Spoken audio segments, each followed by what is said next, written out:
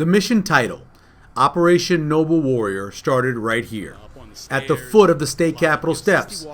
59 very dedicated men and women checked their bags and received their final orders before hitting the road for 50 miles. How's everything going? It's going great. Everybody showing up? Well, we're going to locate everybody's things and we're going to put them in the proper RV that they're assigned to so that when they come to the location, their things are ready and waiting for them and it's all organized. Hopefully. Before getting underway, two former lieutenant colonels hugged. Chip Frazier surprised his son Ed, showing up to be part of the 50-mile journey. Did it go like you thought it would? Yes, it did. It's wonderful. What a thrill. We're always surprising one another. Hard to keep it a secret? This is my turn. This is your turn? Been training since March. For this, really? Yeah, I've been training since March. Awesome. So you're ready to go? I'm ready to go. How old again? I did 72. I did the qualifying. Last Wednesday I did 20 miles. Before leaving, the group did a symbolic rest on the steps of the Capitol, honoring homeless vets. The next movement will be to rest on the steps symbolically for about 20 minutes or so. Take group photos, we'll do assembly, safety briefing, and then we'll be off at 5 p.m. While we were waiting, I got a chance to chat with Bill Reese, an Army veteran. I'm ready. How much did you train? We'll see if I trained enough. Hopefully it was enough. What's the biggest reason for why you're doing it? So I have 7 friends that are all veterans that have committed suicide. And in 2019, I had 3 suicide attempts. So for me, it's a big deal to make sure we help out veterans with mental health. Once everyone was lined up in one of 3 squads, Jay addressed the group with some final instructions. There will be a swagger and a tail in every formation. Your tail will follow. So here's what happens. If somebody passes out, if someone falls, someone gets injured or somebody needs to tap out, the tail will stay with damp clothes. I suggest that you change them at every stop. You will have enough time. You will be assigned or you are assigned to an RV. There are 2 female and 2 male RVs. And then it was time.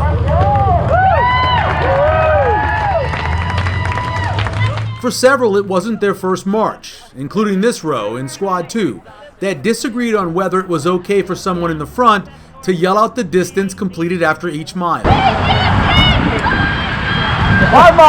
You enjoy the notification every time of how far we've gone? No, I do not like it at all. Yes. Would you like me to send a message up front? No, keep it up. People enjoy Mario it. loves it. Mario loves it. Kim does not. Conversation. And you're between them. Yes. I'm between them. I'm Deciding vote? I'm partial. I don't care. I'm gonna finish this 50 miles. I don't care what mile we're on. Each of the marchers has their own why for doing this. My wife, maybe. Jay Morales sums up why he asked them to be part of it.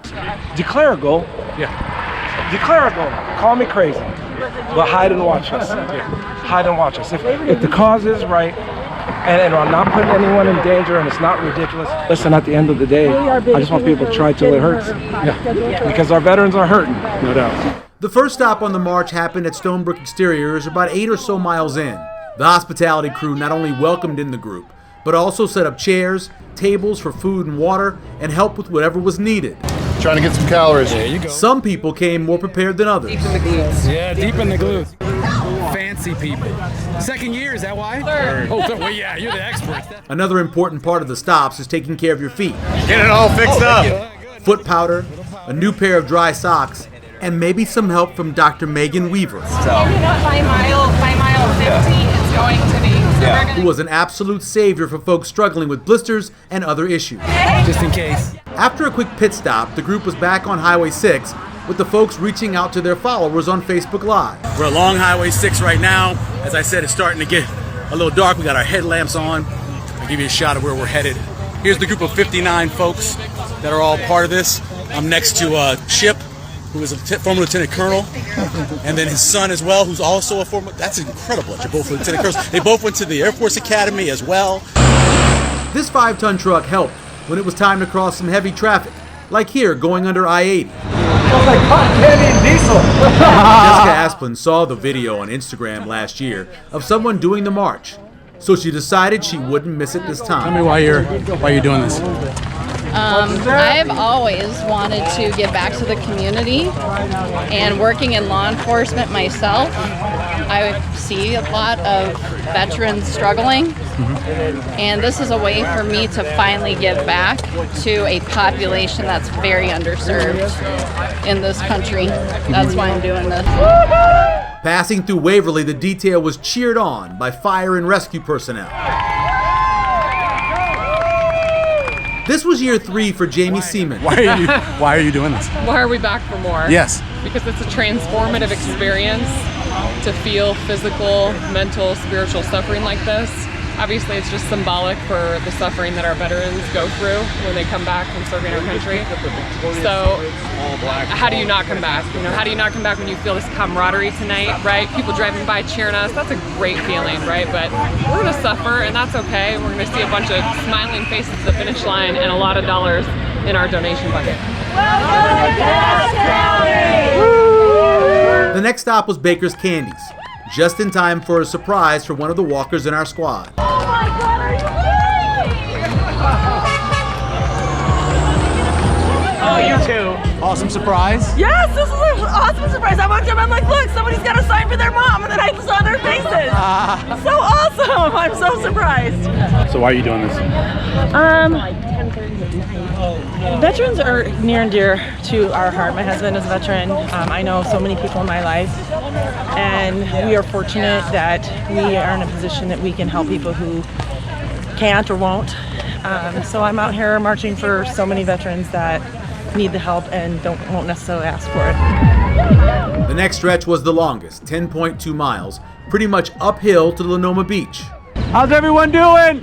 And once the lighthouse was within sight, folks started getting pretty excited to get some rest. Welcome to the wall. This stop was the longest and probably the most difficult. Around 4:45 in the morning, you're tired, a little cold, and the fact you still have some 22 miles to go starts to set in. But this is when the hospitality crew did their best work. And our hospitality volunteers have grown year over year, and honestly, we couldn't do it without them. You know, supporting us, making sure that we're safe all night. So God bless the people that are not walking and that are helping support the walk. After a short rest, it was time to hit the road again, and most were pretty fired up to do so.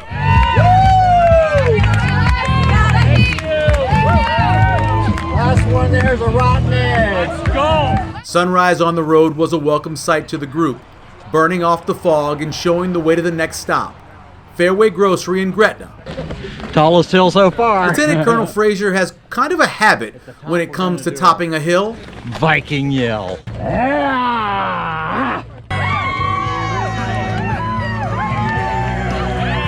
It was a chance to catch up with the littlest of family members, like with this little one, to take care of your feet. What are you doing?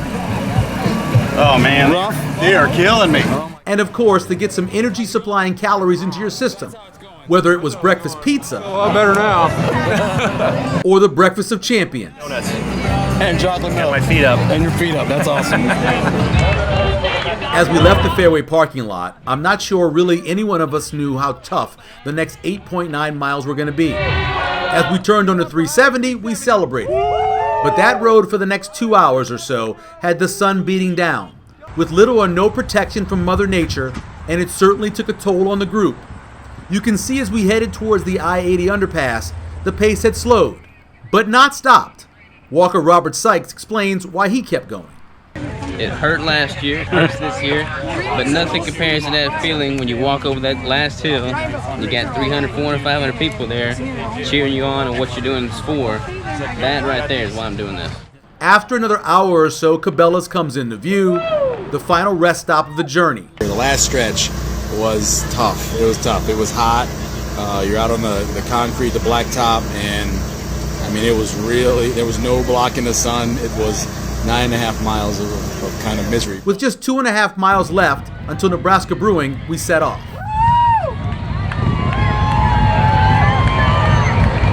The final challenge is the hill up 108. Music pushed us on the path, along with the knowledge that on the other side, there were several hundred folks welcoming us home. From a journey that started at the state capitol and wound its way through several small towns and a state landmark, the final few steps were glorious. Congratulations to all 59 of the marchers who completed the mission, and special thanks to all who made it possible. For Papillion Now, I'm Michael Severe.